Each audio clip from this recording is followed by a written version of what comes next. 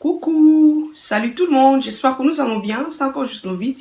Je nous retrouve encore aujourd'hui dans cette vidéo où nous allons parler un peu de comment avoir une maison propre et organisée et l'avoir pour la vie. Et donc je vais nous partager quelques secrets, c'est que moi je fais pour garder ma maison propre et organisée. Alors, ceux qui me suivent déjà, ils savent, ces derniers temps, j'ai décidé de faire de mon mieux pour faire des vidéos en deux langues, donc en français et en lingala, et pour satisfaire tout le monde. Alors, c'est pas lelo, ba maman, il a yé, pour nana sunga biso, na mika ko partager un peu na biso, et n'en tout ko sala pour garder pensant qu'on a biso la propre, et puis ils ont organisé, et ils ont la paix pour na libella, donc ils ont la paix pour na mkolomoko, au bon et puis après ils ont nango chaos, ils ont la bongoté.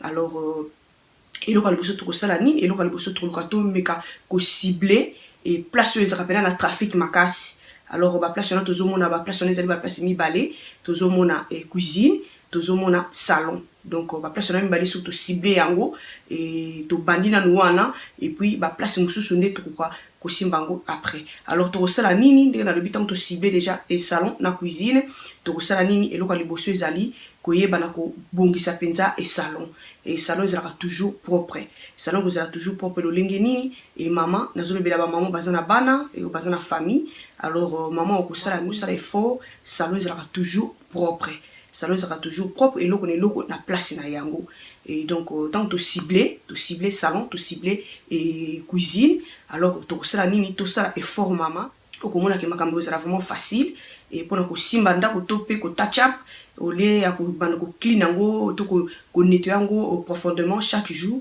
et ko zalaté parce que loko nous c'est na sika nango tant que loko nous c'est na sika nango to zo mona na salon ko sala fort et loko nous c'est na place et surtout to za na bana to yebi ba jouer vraiment ezalaka partout alors to sala nini et vraiment onga na sala ndi na so partager na biso garder penza biloko nous c'est na sika nango na préférer ko lukani.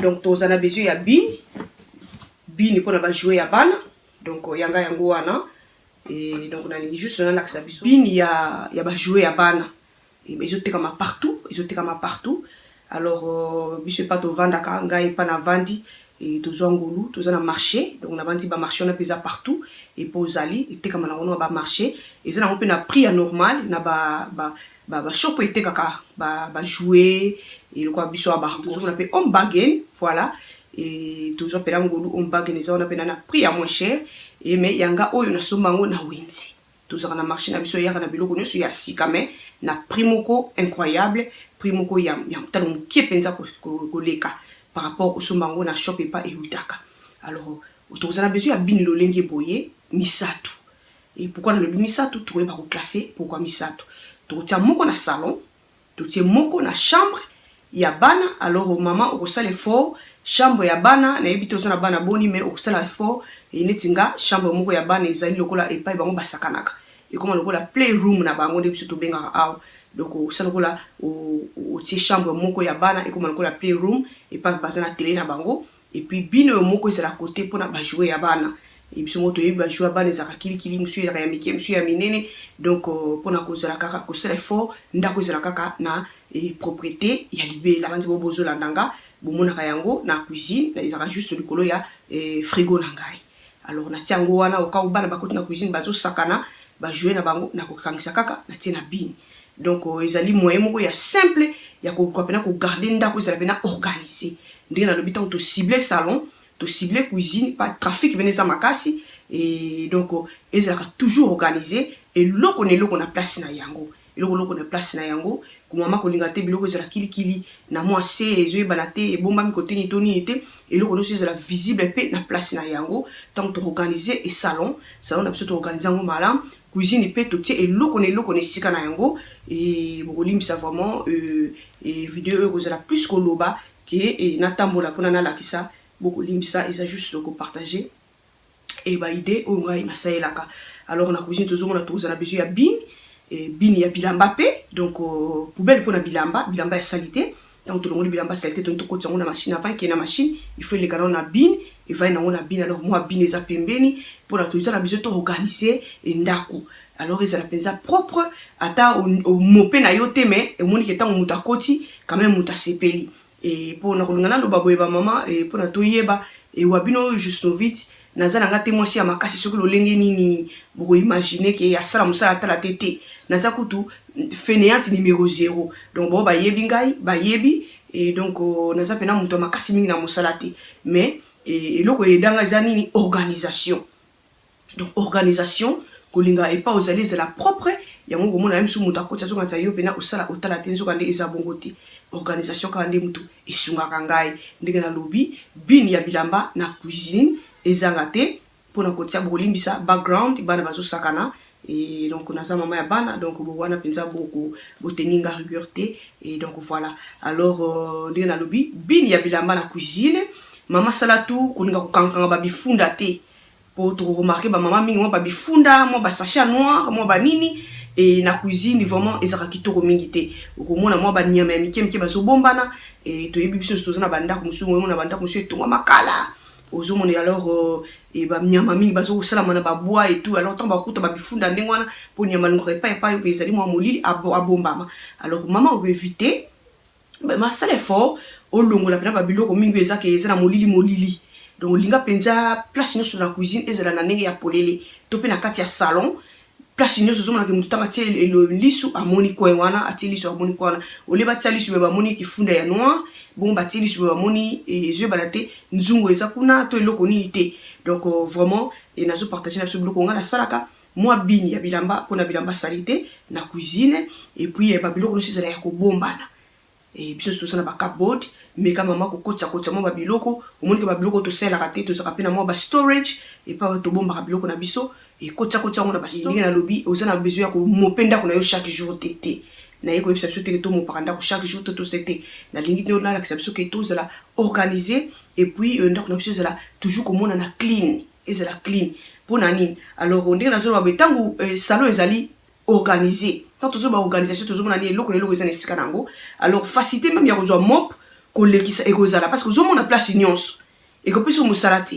donc yango ko remarquer que ndako ni kozala toujours propre ozana facilité osimba et pas nyonso et loko pesa ka passe ezali ni maman oko remarquer et ongo sala musala meta on kotala ba bifunda ba nini elembisaka makasi okomona obaye le pousser on sumu ko mususu alors tant biloko nyonso ezali na place na ya lobi banzungu koti na bakabod oskoti banzungu bapasani eza na sika na yango eloko eza na sika na yango omoni ke facilité même ya kozwa mop kolekisa kaka mbala moko dans quelques secondes ndako mbala moko ezongi clean donc on remarque que ndako eza toujours clean donc même mopaya ye azotuna mais yo yango ndako yango ezaka na bato te pourquoi parce que tu es organisé vous allez organiser donc organiser sur komoko qui pona ndako pende monana kitoko makasi eloko no chez la place na yango mama to sele fort basani ozomona ke basani ata eza salité moyen mutu pena a découvrir ezalité pona ni loko neza na sika nango basani kozala kaka na kati ya lavabo omoni ke mutu moyen ata pena ka ezate alors eloko nga na saka nini eloko na saka mingi ezaka ni tango nazana makasi na kosukola basani nga na butu donc dès que bana balali na yebi ke bana balali alors naza sko free na ko simba kaka donc na ko simba pourquoi parce que na yebi ke biloko nga nyonso ezali na place et comme ka ko simba soit quitte balko ko mo boye au fonction na mo position allez et bana pe déjà ko ye ko sabana ndenge nini ya ko tied up ndenge biso to bengaka avant ba ke no lala tant ba panzaki mo ba jouer na bango soki ezaki na chambre bakangisi bakoti na binia ya poubelle ya bakoti na poubelle ya et ya ba jouer na bango soki pe bazaki na salon surtout vandeleki na salon problème ezate avant pas que ne kokota balala déjà bango mo basi ba yebi déjà que tied up déjà bazoko lokota moi ba jouer na bango bakoti na bin na bango bakangi bongo bakekolala donc ezaka vraiment eloko moko simplement ezoko sunga makasi okota bango bakende kolala mama yo baliko kokota na ba room na ndenge na lobi ba room na biso ezali pena cible na biso salon na cuisine po ezali ba place moko bato pena baleka mingi avant to ke na ba toilette to ke na ba chambre mususu et donc yo tango koleka ka komoni ke tourner kiti ninganaki o tourner yango to pe na cuisine et moi nini moi lolenge to moi ko pangsa moi et mesa directement au touch up kaka et puis c'est bon omona kaka ndako eza toujours clean et ato yambi ba paya et baso comprendre te mais ndako ngo vendre la bato te donc voilà on est aquí et salon na cuisine ndenge na lobby makasi soki ezali basane suka maka na butu sur le bassin na butu otiki yango bien omoni ke tango bozo lamuka mama tango bozo lamuka to lamuka na ndenge ya midi atola moki na ninga 15 heures ozana komitungisa te po ndako eloko na eloko eza na place okobenda so mindondo te okomitungisa na yo ebele te eloko na eloko eza nango na place okobenda mindondo ya nini obenda mindondo te po oza mpe na kobanga te po ata mopaya yelo na lere nyonso ya koya akuta ndako na yo eza nango malamu pourquoi eloko na eloko ezalaki deja na esika na yango. Donc wana to cible salon na cuisine na biso ndenge nalobi bine na biso totie moko na salon moko na cuisine epi na moko na chambre epai wapi bana basalaka mpenza kosaka na mingi to mpe ekóma lokola playroom na bango. Alors totiki salon na cuisine bongo toke na douche. Alors na douche ndenge nalobi mama ndenge nalobi toujours organisation eloko na eloko na esika.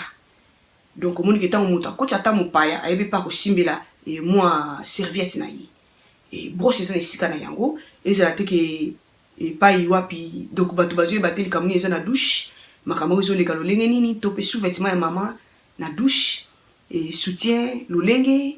Donc te toluka mpena tosorganize organisation ya kitoko mingi na bandi boolandanga bavideo na ngai oyo natelemaka mingi mpe mwa masque to mwa nini na douche bozomonake naza na mwa babox babox oyo nasala loba nasomba yango na home bargain ekota mpe moni home bargain ya kotisaka biloko par série. Alors ekotaka liso te problème eza te yo oza mpe na grâce ya kozala na douche monene okosala mpe mwa organisation koluka mwa babox wana mpe kosunga yo epai wapi otia mwa serviette epai wapi otia ata mwa eloko to bilamba bana to mpe basoutien na yo to mpe basous-vêtement na yo to mpe ya papa koorganize biloko na eloko eza na place. Ntango eloko na eloko eza na place mama ata oyambi mopaya okobeta na yo motema te motema ezala kobeta te mpo mopaya ntango akoti eloko eloko eza na esika na yango. Donc eza eloko moko deja eza bien eza facile mpona yo ndenge nazoyoba mpona kolekisa mop très facile. Donc oza na facilité mpona kolekisa mop ndako mobimba ekozwa minute mingi pourquoi parce que oza so na lere te ya kosimba boye ekozongisa boye te mpo eloko na eloko deja eza na place na yango.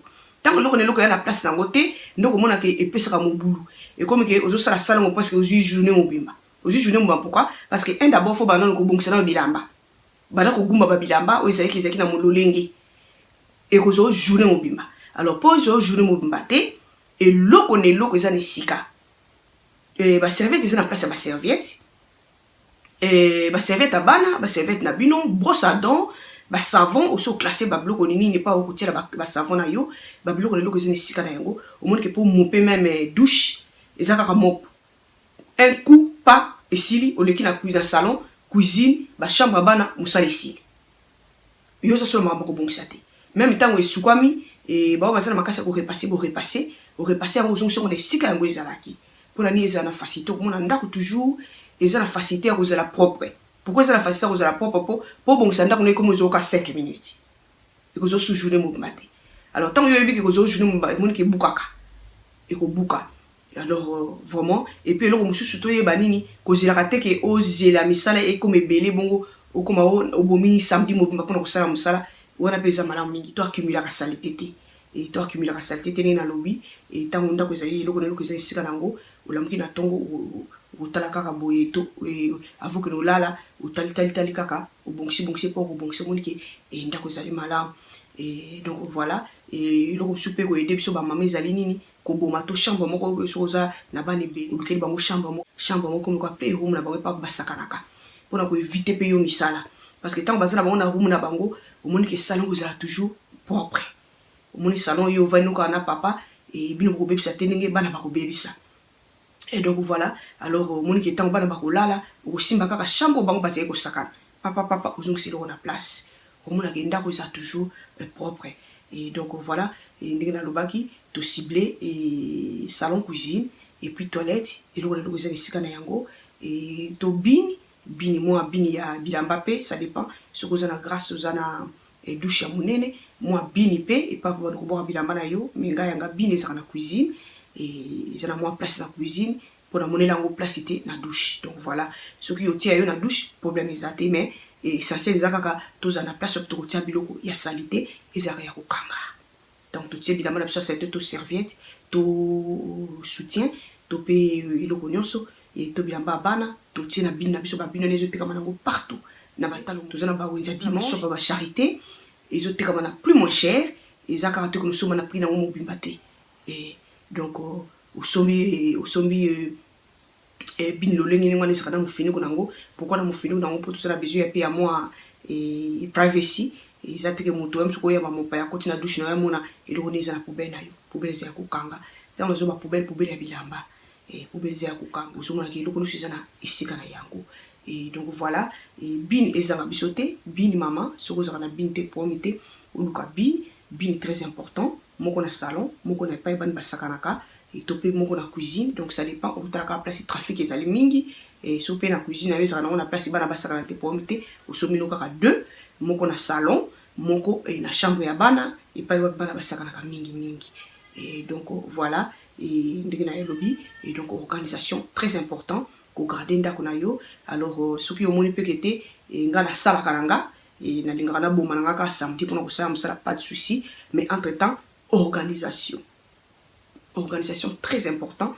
Et loko ne loko za ni sika na yo éviter bakokanga ba biloko na ba bifunda kitoko te ezobenda ba nyama na ndako ezobenda ba microbe po nyama lokaka pa pesa molili po akwa kokumisala. Et donc ko éviter biloko wana et maman. Et puis même la chambre l'organisation peut être très important.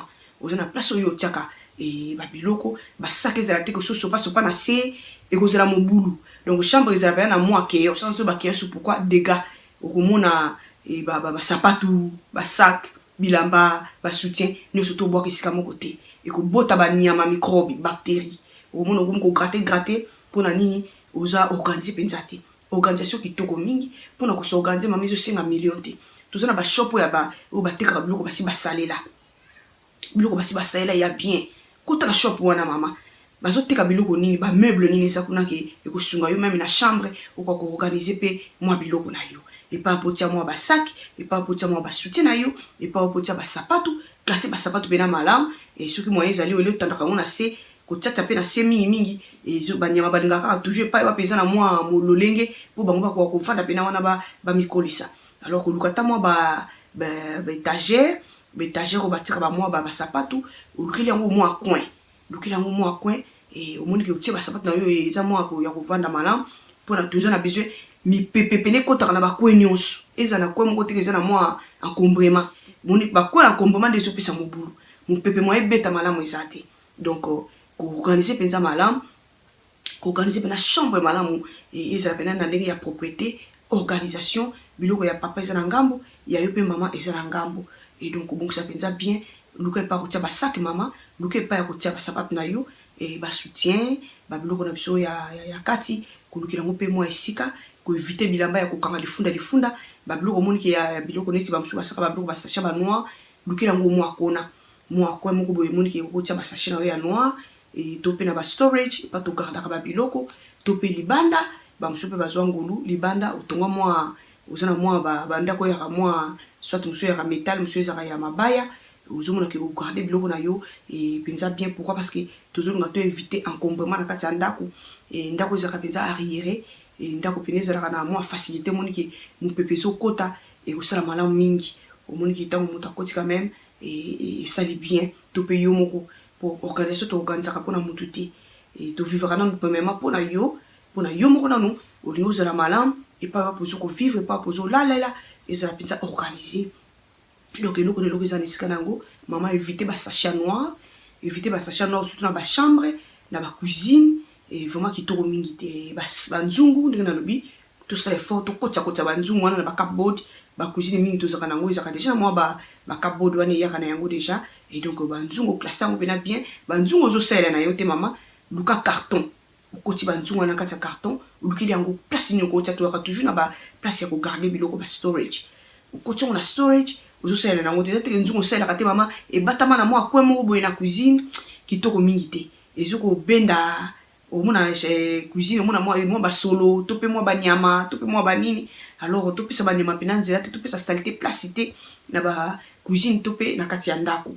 Et donc ba sachet ba bloko to sala kate kanga ngo ba li ba sachet soit ndenge na lobi soko zo ngolu oza na libanda ezaki eza na moi ndako ezaka ya mabaya oti et tout peso pesate na bakati anda ko bapesa kabiso mingi mundele asangisa kate moi storage ezanga. Alors maman tia biloko na kati storage o longoli pena éliminer même na bilamba mais ka ko sala un peu moi sélection bilambo eza ko lata souté maman sélectionner yango ko tiango soit na carton soit na sachet noir bomba e penza abo mama nakati ya storage ola bana ko telengana nakati ya chambre ozomona ki et même papa ko la les amours lolenge poazo batazo la ina côté ni ezandenge ni même yo moko pe pona ko sala chambre soki loko ne loko eza na sika nango komona ki okutanda kaka mbetu papa ozomona otandi mbetu na yo malamu et bongo directement omoni ki mbetu mbala moko ekomi kitoko ozomona mais tango eza ke eza na mobulu biloko eza e basapatu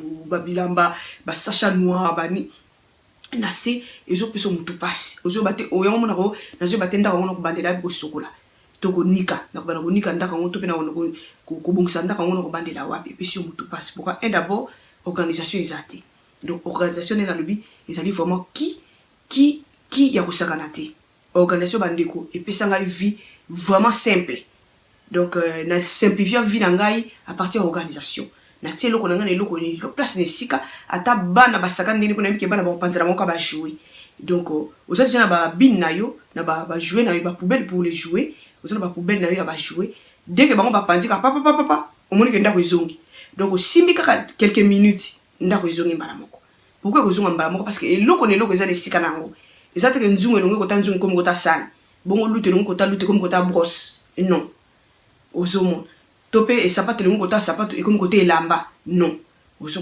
tous en organisation et ya malamu na kati ya ndako ndenge na lobi banzungu eza na kati mama oluki pa ya kotia bilamba ça les fort ça les pas sani nzungu eza pas nzungu et lutu eza pas lutu mbeli eza pas mbeli facile même ya kozwa donc dès que lobi ke bon na zo sani directement comme pas sani ezali oloba na kobunda na sani eza kota nzungu to nini boye na boye donc nyoso na pe ezo pesa pena vie na yo et facile ko simplifier vie na biso organisation très important organisation maman yo moko tango olanda vidéo tango olanda ngai organiser ndako na yo ko bapena kete au souffler et ko pesa yo na ko save na no time ko save énergie oza sona bataille belebele te ko bongisa ndako comme nango masolo ka 30 minutes ndako ezongi 30 minutes pourquoi parce que comme ka ko bouger soit mais ça batenga misaki mais ça tenga maki bo yo ozongi yango kiti baluka ki bo yo ozongi kiti boy. Et donc, bah, je joue à papa, c'est bon. Au jumop, au leximop, ndako ils ont clean. Donc, quand tombe, le bureau pénal, c'est ça, ça les fort et tombe ma paix et bombama. Et donc, il y a vraiment des lots, il y a partagé la biso, il y a des vidéos qui sont à bande comme ça, au Rwanda, aux alentours de ma tunangai. Et sinon, je suis là, donc, il y a la biso, il y a le bibine, il y a poubelle à bande et zanga.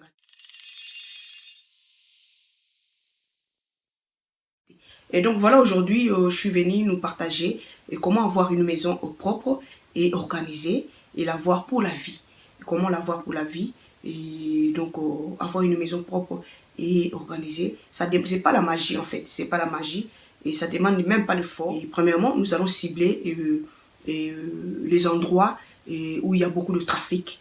Les endroits où il y a beaucoup de trafic dans la maison, nous voyons le salon et la cuisine.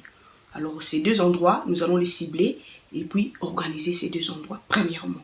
Alors, nous allons organiser ces deux endroits, le salon, faites un effort de mettre toutes les choses à sa place. Donc, nous allons faire l'effort de mettre toutes les choses à sa place. Donc, je nous partage ce que moi je fais, comment j'organise ma maison et la garder propre. Et donc, j'ai toujours gardé mes choses où il faut que ça soit. Donc, mettre les choses où il faut les mettre, voilà. Donc, organiser toutes choses dans le salon et avoir, et ce que je conseille, nous qui avons les enfants,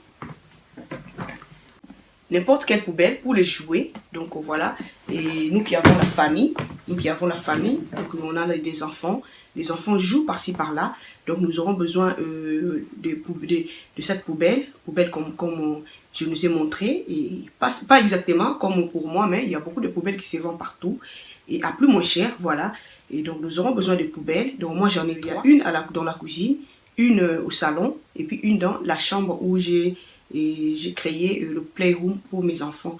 Et donc, voilà. Et tout ça, c'est pour juste organiser la maison, pour éviter un peu le désordre. Alors, nous allons organiser le salon. Et faites de ton mieux, maman, pour mettre tout en place. Donc, chaque chose à ça. Alors, la cuisine aussi, nous allons mettre les marmites là où il faut, et puis les assiettes là où il faut, les cuillères, donc organiser tout donc comme il faut dans la cuisine pour éviter un peu le désordre, pour aussi te conserver aussi l'énergie quand il faut nettoyer ou quand il faut laver. Donc tu as la facilité de faire ton boulot dans la cuisine ou au salon. Organiser ces deux endroits là où il y a beaucoup de trafic. Nous aurons besoin de poubelles, comme je nous ai montré, et mettre le poubelle, chercher où tu peux mettre le poubelle. Moi, ma poubelle dans la cuisine, ceux qui me suivent déjà, mes vidéos, et dans la cuisine, j'ai ma poubelle au-dessus de mon frigo. Donc, je le mets là, la poubelle pour les jouets des enfants.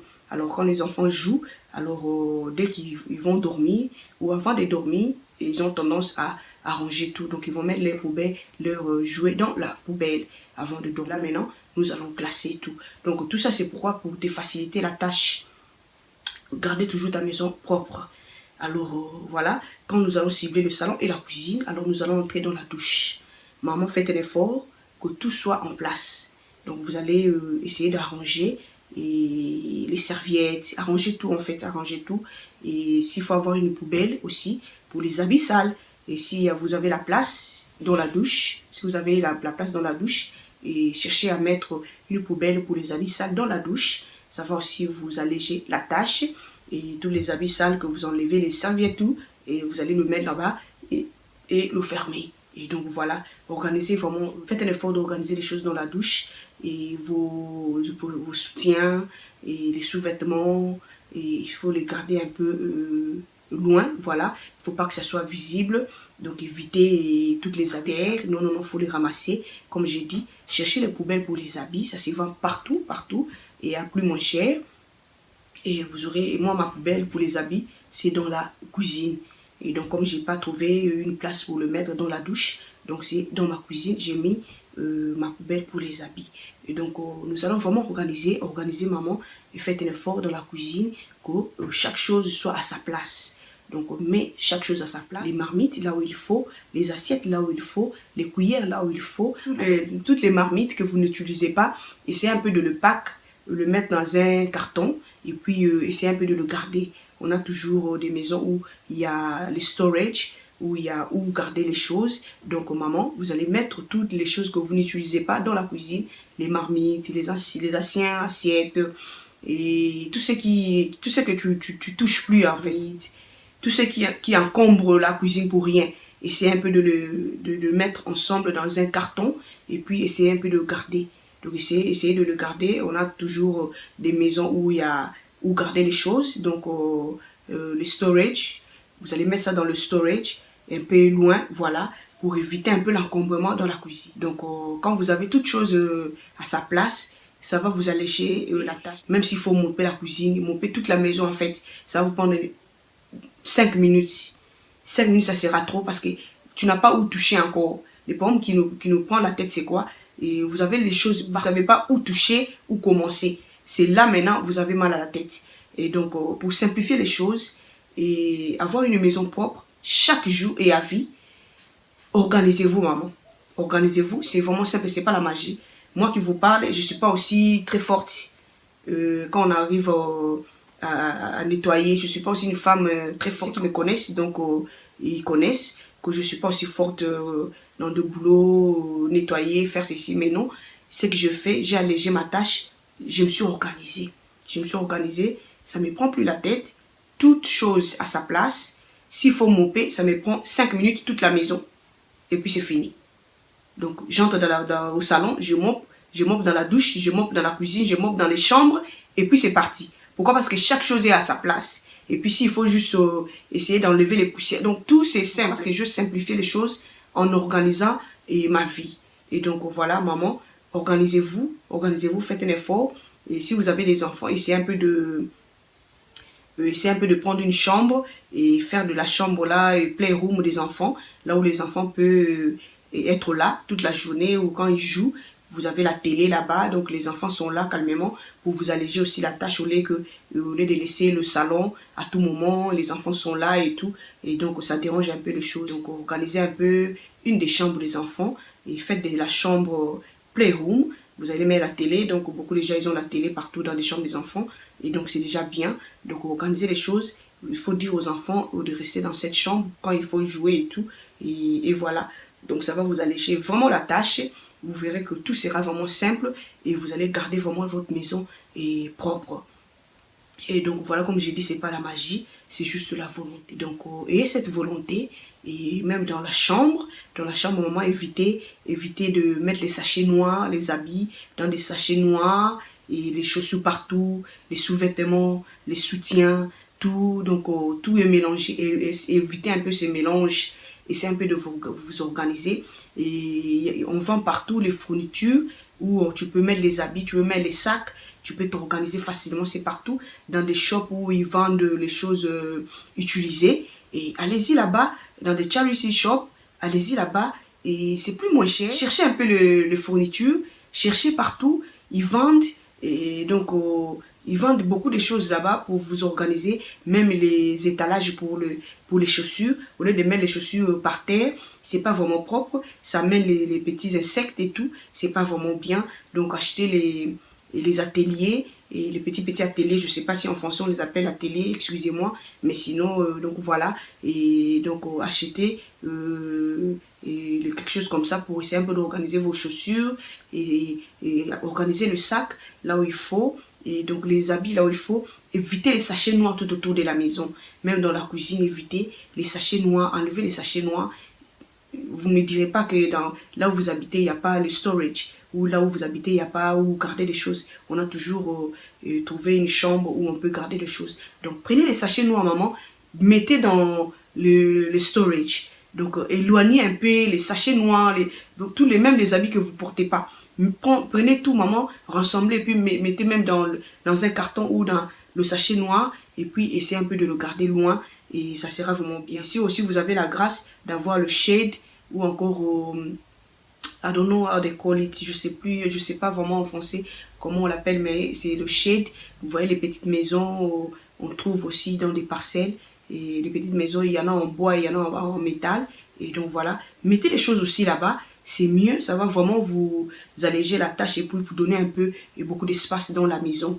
Et donc mettez les choses là-bas dehors, et les choses, oui, comme les marmites, et les assiettes que vous n'utilisez plus. Donc c'est un peu de sélectionner les choses, et puis mettez ça un peu loin pour vous donner la place, et puis aider aussi la maison, et d'être vraiment arriéré facilement. Et donc voilà, donc aujourd'hui je suis venue nous partager cette idée, et c'est que moi je fais, et comment on peut avoir une maison propre et organisée, et l'avoir pour la vie, Et donc moi qui vous parle, je ne suis pas aussi très forte, hein. Je ne suis pas aussi, ceux qui me connaissent, ils savent que quand on arrive au boulot, et quand on arrive à nettoyer, à faire tout, donc je suis vraiment la plus fainéante, donc voilà. Mais qu'est-ce que je fais pour aider ma vie et pour m'alléger la tâche? Je me suis organisée, donc je me suis vraiment organisée, et donc ça me prend plus de temps pour nettoyer ma maison. Donc 5 minutes, ma maison est déjà propre. Pourquoi j'ai dit 5 minutes? Parce que tout est en place. Tout est en place, c'est juste pour prendre le mop, commencer à mopper, papa. Donc je moppe comme ça, dans 5 minutes, toute la maison devient propre. Et donc voilà un peu, et donc aujourd'hui j'ai pensé à nous partager cette idée de comment avoir une maison propre, et puis organisée, voilà, et l'avoir pour la vie. Et donc l'avoir pas pour un jour, non, non, pour la vie. Et donc, et quoi encore on peut aussi faire quand les enfants dorment, nous qui avons les enfants, dès que les enfants dorment, c'est là maintenant, maman, c'est le temps pour toi de travailler. Parce que quand les enfants sont encore là, jouer, et toucher ici, toucher là-bas, et donc tout ce que tu feras, pas la peine. Et donc c'est mieux quand ils vont dormir, c'est là maintenant, tu as au moins 30 minutes de regarder maintenant. Tu seras maintenant au salon, et essaie un peu de bouger les choses, et là où c'était un peu touché, et dans la cuisine. Et si vous avez la force, vous faites la vaisselle, et gardez les choses bien, la vaisselle. Après la vaisselle, c'est un peu de nettoyer là où vous avez travaillé, et mettre les choses, retourner les choses comme ils étaient. Donc vous arrangez un peu le chaise si les enfants ils ont bougé, et vous regardez partout, et dans la douche aussi c'est la même chose. Et comme j'ai dit, organisez-vous, vous avez les serviettes à la place, et la poubelle pour les habits aussi. Et donc ça sera vraiment, vous allez vraiment vous alléger la tâche, et ça sera vraiment plus, tout sera simple pour vous. Même si vous dormez, vous vous réveillez à 15 h, et c'est pas un problème parce que tout est en place. Tout est en place. Et donc voilà, c'est comme ça que moi j'ai organisé ma vie en fait. C'est pourquoi je me suis dit non, non, je vais nous les partager aussi. C'est comme ça que j'ai organisé ma vie. Et donc tout est simple pour moi. Et malgré que j'ai les enfants, mais j'ai toujours gardé ma maison propre et organisée. Et donc voilà, j'ai là où mettre les habits des enfants, les serviettes, et la poubelle pour les habits, la poubelle pour les jouets. Et donc voilà, et s'il faut maintenant mopper, donc ça me prend juste 5 minutes et toute la maison devient clean. Parce que là, je touche à rien. Je touche à rien parce que quand on utilise la serviette, ça retourne à la place. Donc vous touchez ceci, ça retourne à la place. Vous touchez, tu fais la vaisselle. Après avoir fait la vaisselle, les assiettes retournent à la place. Vous mettez les marmites là où il faut, les assiettes là où il faut, les cuillères là où il faut. Donc tout est à la place. C'est juste prendre le mop et commencer à mopper. Ça vous prend 5 minutes. Ça vous prend 5 minutes et vous êtes, c'est parti, la maison est propre. Donc voilà, j'espère que la vidéo va vous plaire. Mais sinon, aujourd'hui, j'ai préféré nous partager cette idée. Partager aux mamans, alléger les mamans les tâches. Et si vous aviez avant des sachets noirs par-ci par-là, des habits, essayez de vous organiser. Les poubelles, c'est plus moins cher. Les poubelles, il y en a partout. Et ici, chez nous, on a Home Bargain, on a Sunday Market. On a beaucoup de places où on peut ramasser les petites choses, et utiliser, mais bien, et à plus moins cher. Donc, sans se casser la tête. Et donc voilà, chercher aussi les storage pour les habits aussi, comme c'est que moi j'ai dans ma douche. Et dommage pour moi, il est déjà fini, ils font plus ça. Mais c'était à Home Bargain, j'avais acheté ça à Home Bargain et puis c'était plus moins cher, mais ils font plus ça. Et donc voilà, mais ça se vend partout. Ça se vend, il y en a encore là-bas, mais pas la modèle que moi j'ai. Et donc voilà, j'espère que la vidéo va vous plaire. Commentez, aimez la vidéo. Si vous avez des questions, je fais de mon mieux pour vous répondre. Et sinon, on se retrouve à la prochaine vidéo. Bye!